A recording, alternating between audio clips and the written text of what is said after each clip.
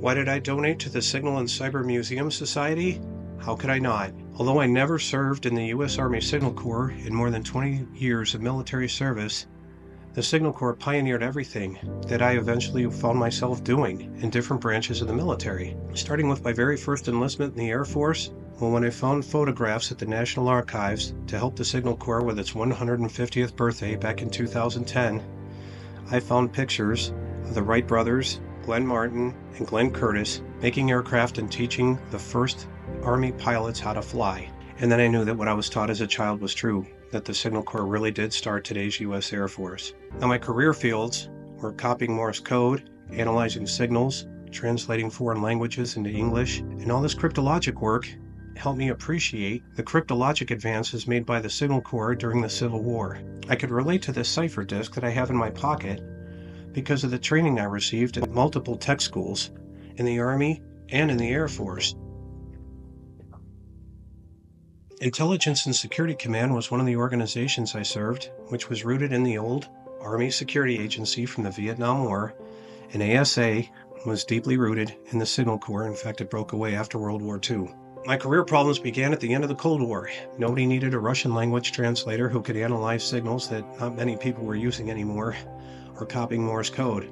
So I went off to meteorology school through the Air National Guard based at Glenn L. Martin State Airport in Maryland. And that's the same Glenn L. Martin who built training aircraft for the Signal Corps prior to the U.S. entry into World War I. He was in California, where the Army had a signal school in San Diego Bay, before he moved to Maryland and before he started building aircraft that became very popular in World War II. And in meteorology school, I was astounded by the fact that the cadre could not teach me the history of the science of meteorology. So imagine my surprise when I found out many years later, when I was working for the National Weather Service as a volunteer, that the Army Signal Corps started the Weather Service in 1870. And the pioneer forecasters achieved an 80 to 90% forecast verification rate without the computers, without Doppler weather radar, and without the satellites providing a picture of clouds every 10 minutes. And then one last reason is family.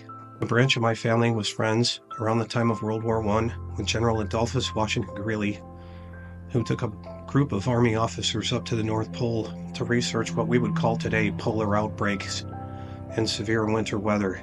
And I can't turn my back on that friendship either. And just imagine a museum, if we get more donors, where we can teach the science of cryptology and meteorology, along with aviation, all under one roof in a bigger building than we had before, with a bigger parking lot outside the main gate, more accessible to the public than the original museum was. But we need help, and we need individual donors, but we also need a corporate sponsor. So please join me. I donated. Please donate. Help us secure our story. Thank you very much.